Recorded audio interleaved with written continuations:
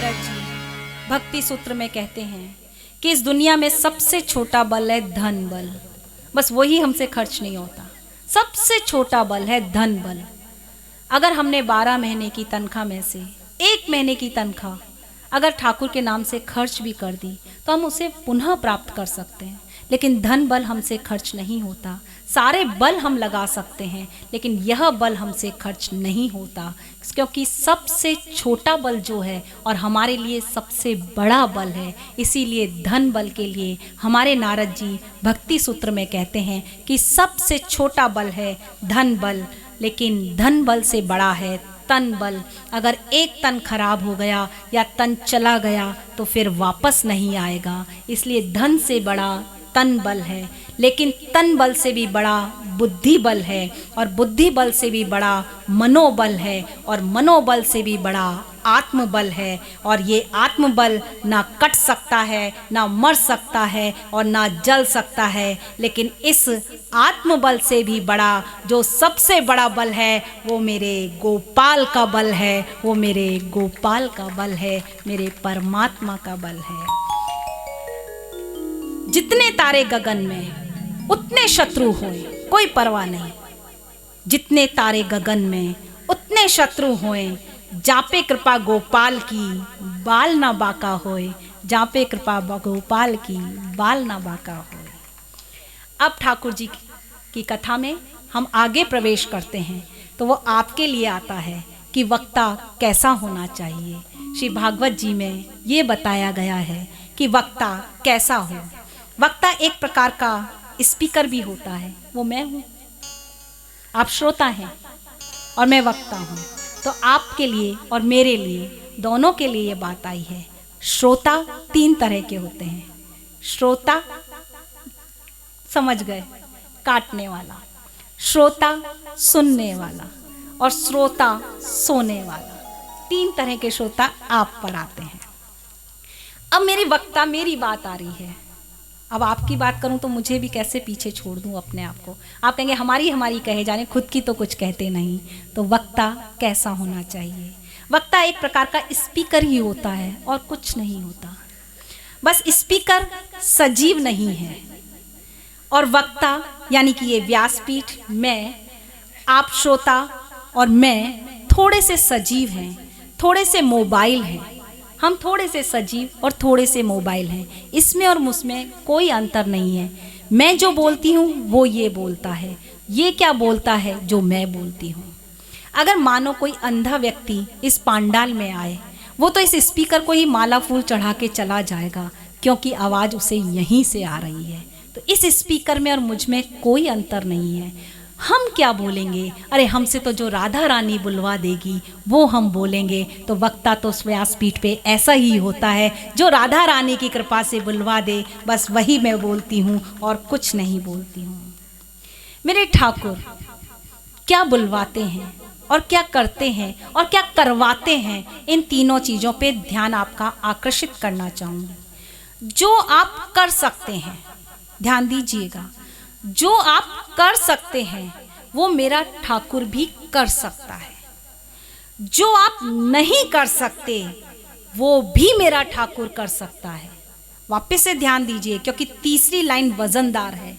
जो आप कर सकते हैं वो मेरा ठाकुर भी कर सकता है।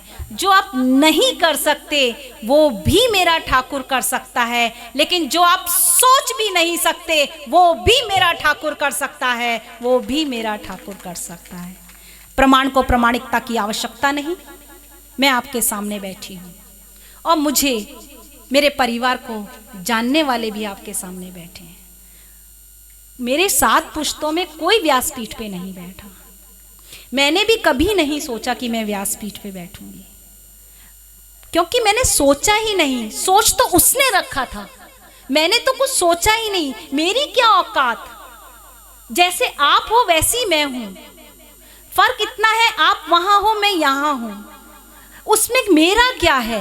मेरा कुछ नहीं है। जो कुछ है उस ठाकुर का है। जो कुछ सोचा है उसने सोचा है, मैंने कुछ नहीं सोचा। मैं तो एक साधारण सी पढ़ाने वाली एक वक्ता के रूप में एक टीचर, एक अध्यापिका हूँ। और कब संचालन करने लग गई। संचालन करते करते कब माइक ने मुझे प्रवचन करने को बुला लिया, कब मैं शिवजी बाबा के मंदिर में 15 साल से प्रवचन करने लगी, और कब प्रवचन करते करते उसी पे मैंने पीएचडी कर डाली, कब पीएचडी करते करते आगे से कथा आई, फिर मैंने तैयारी की। ये प्रमाण है, प्रामाणिकता है, अनुभव है कि जो हम सोच भी नहीं सकते वो ठाकुर ने आपके लिए सोच रखा है।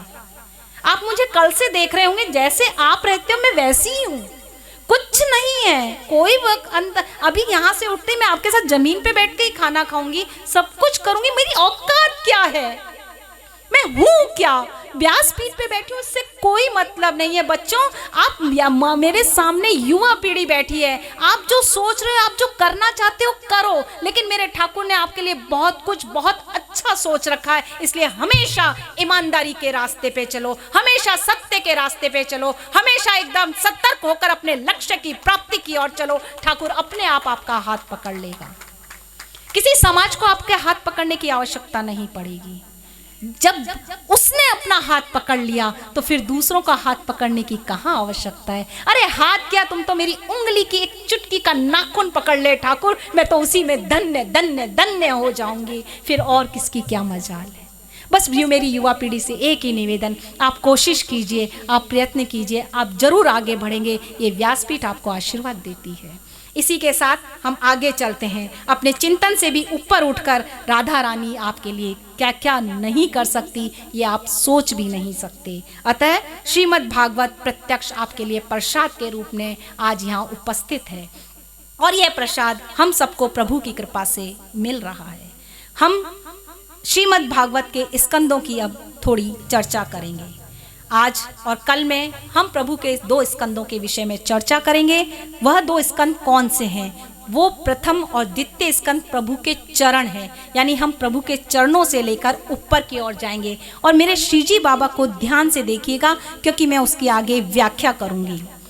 श्रीमद् भागवत के 2 स्कंद प्रभु के दोनों चरण हैं, तीसरा और चौथा स्कंद प्रभु की दोनों जंगाएं हैं, पंचम और छठम स्कंद प्रभु के नाभि और उदर हैं, नवम स्कंद प्रभु का कंठ है, दशम स्कंद प्रभु का प्रफुल्लित मुख है, एकादश स्कंद प्रभु का ललाट है, और द्वादश स्कंद प्रभु का शिरोभाग है। मैं भागी, चली, सुना आपने, लेकिन मैं रुकी नहीं, क्योंकि आपका ध्यान आकर्षित करना चाहती थी, एकाग्रचित करके सुनाना चाहती थी। पुनः सुनिए और मेरे श्रीजी बाबा को ध्यान से देखिए, क्योंकि अब मैं धीरे धीरे बोलूंगी। पहला और दूसरा स्कंद, वेरी गुड, ठाकुर के दोनों चरण हैं। तीसरा और चौथा, वेरी गुड। पांचवा और छठा,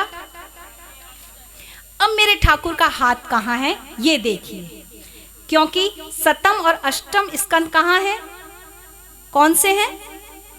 2 हाथ हैं। अब श्रीजी बाबा को ध्यान से देखिए और मुझे बताइए कि मेरे ठाकुर का हाथ कहाँ है। कटी पे है, एक ऊपर है। कटी पे क्यों है? पहले अपन नीचे से ही चल रहे हैं, तो कटी पे क्यों है? और अंगुष्ठ भार है। कटी इस पे नहीं दिख रहा, लेकिन अगर आपने श्रीजी बाबा के मंगला के और इनके दर्शन किए हैं तो आपको अच्छे से दिखेगा कटी पर है। क्यों है? मेरे प्रभु के हर चीज के पीछे लॉजिक है। उनकी आंखें नीचे क्यों हैं? कभी आपने इस चीज का सुंदर विवेचन किया हो या इस पे सोचा हो कि मेरे ठाकुर की निगाहें नीचे क्यों हैं? इसका मीनिंग भी है। पर पहले अपन हाथ पे जाएं, स्कंदों की बात हो रही है। कटी तक ही हाथ क्यों है? उत्तर व्यासपीठ चाहती है, नहीं है। कटी तक हाथ इसलिए है कि मेरा ठाकुर आपसे निवेदन कर रहा है, मेरा ठाकुर आपसे कह रहा है तू बस यहां तक आ जा, उसके ऊपर तो मैं तुझे खींच लूंगा। इसीलिए कटी तक हाथ है। अब भाभी ने कहा कि एक हाथ ऊपर है, ये हाथ यूं है। वो चिटकी उंगली में तो गोवर्धन उठाता है, लेकिन बांसुरी दोनों हाथों से उठाता है। क्यों? फिर शांत। अभी तो पिन भी गिरे तो आवाज आ जाए। वो आपको बुलाता है, वो आपको बुलाता है, कहता है कटी तक तू आ जा, फिर मैं तुझे बुलाता हूं। फिर मैं तुझे अपने साथ गले से लगाता हूँ, ये मेरा ठाकुर कहता है। बस तू कटी तक आ जा, फिर मैं तुझे बुलाता हूँ। चिटकी उंगली में उठा के वो यूँ बुला रहा है आपको, और ये कमर पर हाथ है। बस तू यहाँ तक आ जा, उसके बाद देख मैं तुझे अपने गले से लगाता हूँ। ये मेरे श्री जी बाबा है। श्री जी बाबा की आंखें देखिए, नेत्र नीचे की तरफ झुके हुए हैं। क्यों?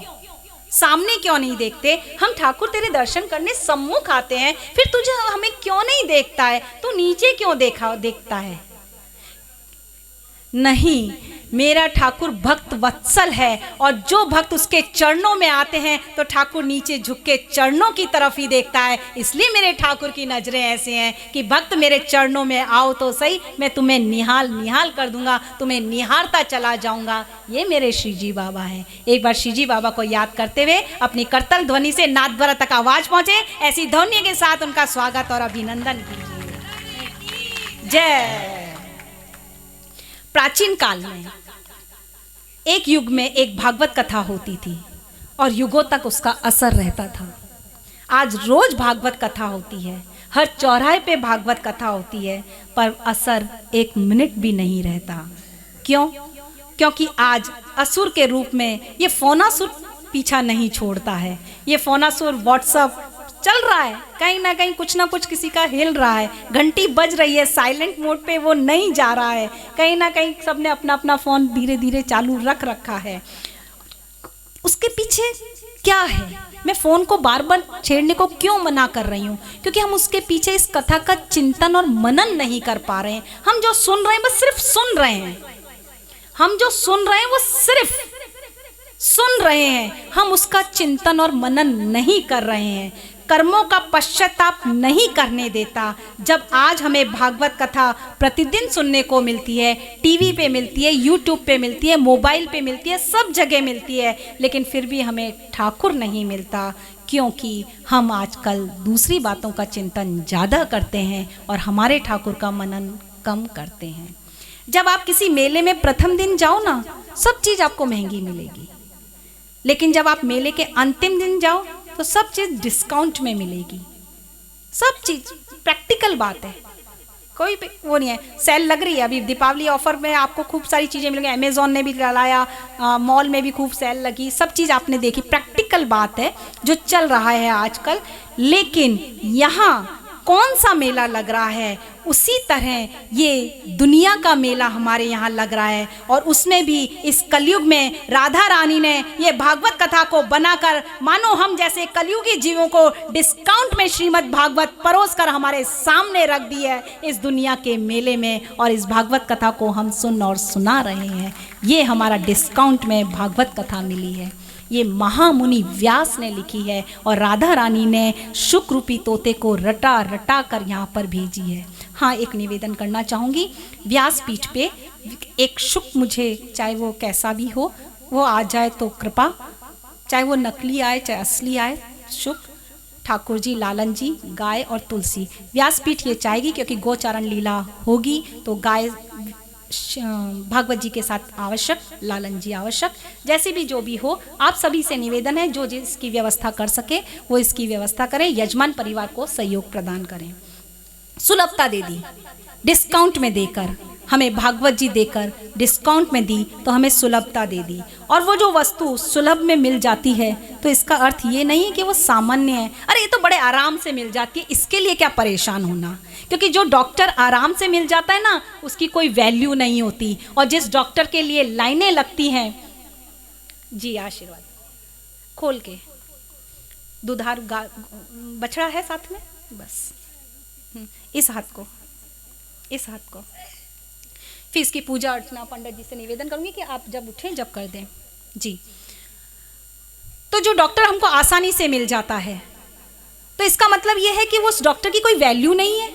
लेकिन जो डॉक्टर हमको आसानी से नहीं मिलता, जिसकी महीनों पहले हमें अपॉइंटमेंट लेना पड़ता है, तो वो डॉक्टर ज़्यादा काबिल है, चाहे उसकी डिग्री नकली क्यों ना हो, चाहे उसकी डिग्री नकली ही क्यों ना हो। लेकिन मेरी प्राचीन सभ्यता और संस्कृति का और मेरी वैदिक संस्कृति ये कहती है जो सुलभता से मिलता है वही श्रेष्ठ होता है, जो सुलभता से मिलता है वही श्रेष्ठ होता है, क्योंकि जो सरलता और जो सहजता मानव में है वही श्रेष्ठ व्यक्ति कहलाता है।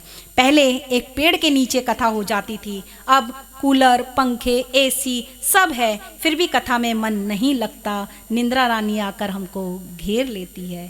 यहाँ से सब दिखता है, कौन बोर हो रहा है और कौन विभोर हो रहा है। विभोर वाले की फेस जो होते हैं वो चमकता है, अगर वो कथा ध्यान से सुन रहा है तो उसके चिक्स चमकते हैं। उसके कॉलगेट का एडवर्टाइजमेंट होता है कि हाँ वो हंस रहा है, मुस्कुरा रहा है, बहुत अच्छे से वो उसका दिखता है कि कौन कथा को बहुत अच्छे से सुन रहा है। आगे कथा कहती है कि हम इस कथा को क्यों सुने, ऐसा क्या है इसमें कि हम इसे क्यों सुने। और एक बार सुन भी लिया जैसे तैसे तो कहते हैं अरे एक बार सुन तो ली, लेकिन ये कथा ऐसी है जिसे सुना नहीं जाता बच्चों, इसे तो पिया जाता है, क्योंकि ये कथा रस है और रस को पिया जाता है। इसीलिए पीने वाले तो रोज पीते हैं, सबकी अपनी अपनी आदत और सबकी अपनी अपनी मौज है। तो फिर प्रश्न उठता है कि सुनने की सुलभता क्या, प्रश्न पे प्रश्न उठ रहा है कि फिर सुनने की सुलभता क्या है। तो आओ थोड़ा इस पे विचार करें, देखें कि कैसे। पहले सतयुग था तो दो लोक लड़ते थे, देवलोक और राक्षस यानी दैत्य लोक। फिर त्रेता युग आया, त्रेता युग में दो देश लड़े, कौन कौन से?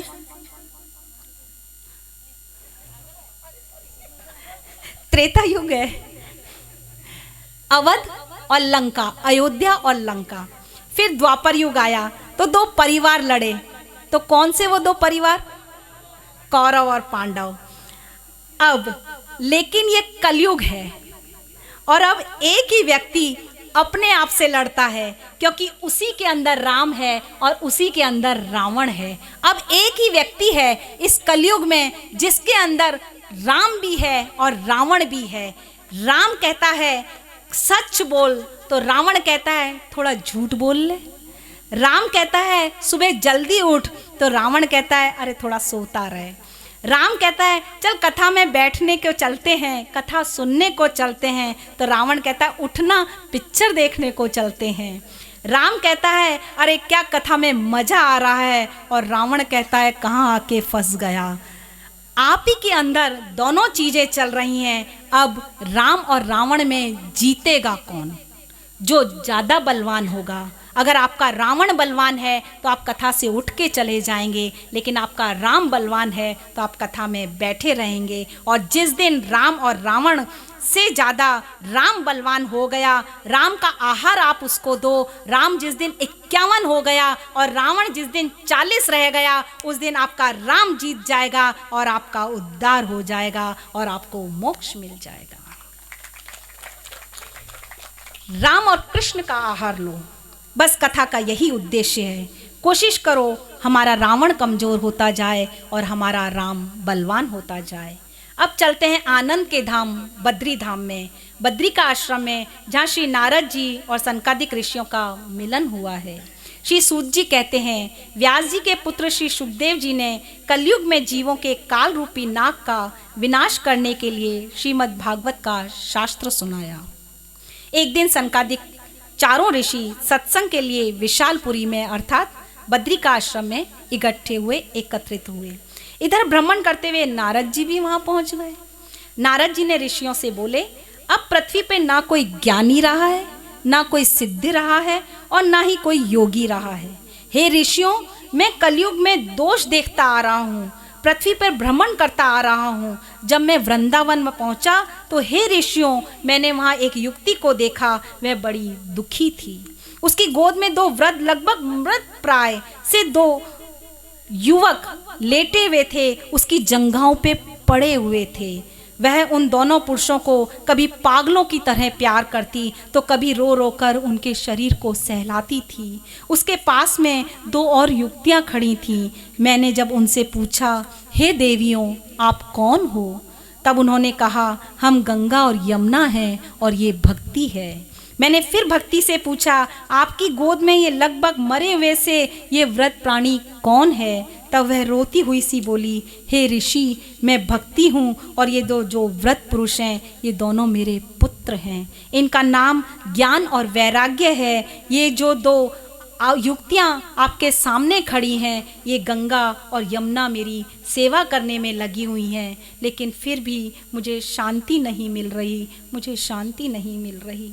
हे ऋषि, हे साधु, मेरा जन्म द्रविड़ प्रदेश में हुआ था, लालन पालन कर्नाटक में हुआ और महाराष्ट्र में मैं सम्मानित हुई थी, परंतु गुजरात प्रदेश में जाने पर मुझे बुढ़ापे ने घेर लिया। परंतु जैसे ही मैं वृंदावन में आई तो मैं यहाँ नवयुक्ति बन गई, लेकिन मेरे ये दोनों पुत्र व्रत के व्रत रह गए और मैंने यौवन को प्राप्त कर लिया। नारद जी ने भक्ति को उपदेश दिया कि इसका सबसे सरल उपाय यह है कि आप अपने पुत्रों को श्रीमद् भागवत कथा रूपी अमृत का पान कराएं। इस पर भक्ति ने शौनकादिक आदि मुनीश्वरों से भागवत कथा का रसपान अपने दोनों पुत्रों को करवाया और कथा की समाप्ति पर दोनों पुत्र ज्ञान और वैराग्य बुढ़ापे की जगह नवयुवक बन गए हैं। ये श्रीमद् भागवत का महात्म का एक उपदेश है। नारद जी ने उपदेश दिया कि यह श्रीमद् भागवत महापुराण का महात्म क्या है। भागवत रूपी भागीरथी अपने उद्गम स्थान से आज हमने निकाल दी है और ये निकल चुकी है। आगे के दिनों में यही भागीरथी अपनी मस्त चाल में चलेगी, क्योंकि श्रीमद् भागवत की कथा 3 प्रकार से है, आध्यात्मिक, आधिदैविक और आदि भौतिक। इन्हीं तीनों की चर्चा हम आगे की कथा में करेंगे। श्रीमद् भागवत शास्त्र बार बार सुनोगे तो प्रभु के प्रति, ठाकुर के प्रति, परमात्मा के प्रति आपकी आत्मा में प्रेम बढ़ेगा और परमात्मा से आत्मा का मिलन होगा। बस उन्हीं की कृपा से सब काम हो रहा है। आज इसी भजन के साथ हम थोड़ा मस्ती में, थोड़े ठाकुर की आराधना में लगते हैं।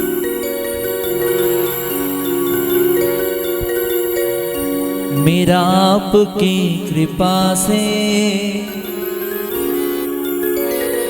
सब काम हो रहा है। मेरा आपकी कृपा से सब काम हो रहा है।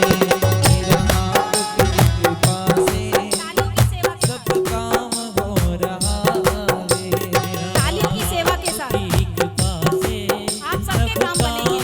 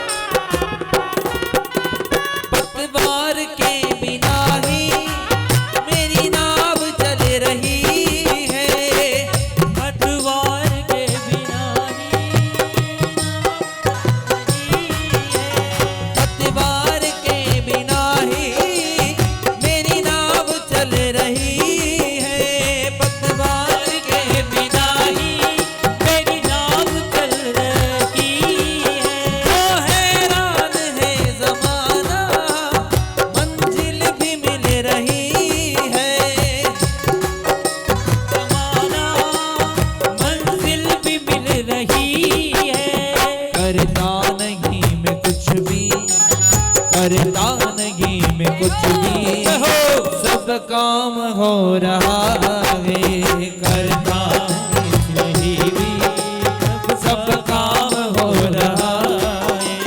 करते हो तुम कन्हैया, करते हो तुम कन्हैया, मेरा नाम हो रहा है। मेरा आपकी कृपा से सब काम हो रहा है।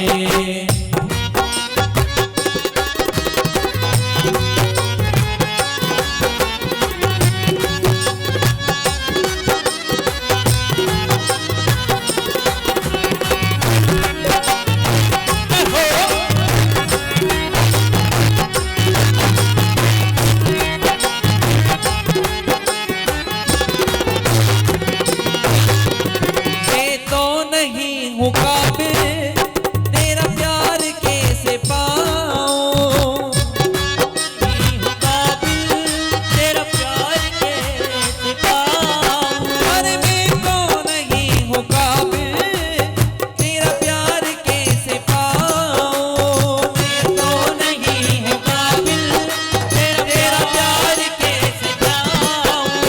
टूटी हुई वाणी से गुनगान कैसे गाऊं, टूटी हुई वाणी से गुनगान कैसे गाऊं। तेरे नाम से गुलाम अब, तेरे नाम से गुलाम अब गुलबाम हो रहा है, तेरे नाम से गुलाम अब गुलबाम हो रहा है। करते हो तुम कन्हैया, करते हो तुम कन्हैया, करते हो तुम कन्हैया, करते हो तुम कन्हैया। मेरा नाम हो रहा है, मेरा आपकी कृपा से सब काम हो रहा है। मेरा आपकी कृपा से सब काम हो रहा है, मेरा आपकी कृपा से सब काम हो रहा है। ओ करते हो तुम कन्हैया, करते हो तुम कन्हैया, करते हो तुम कन्हैया, मेरा नाम हो रहा है, मेरा आपकी कृपा से सब काम हो रहा है, मेरा आपकी कृपा से सब काम हो रहा है, मेरा आपकी कृपा से सब काम हो रहा है, मेरा आपकी कृपा से सब काम हो रहा है, ओ सब काम हो रहा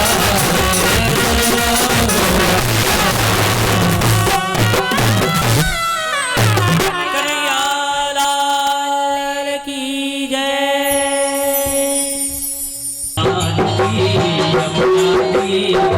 महाप्रभु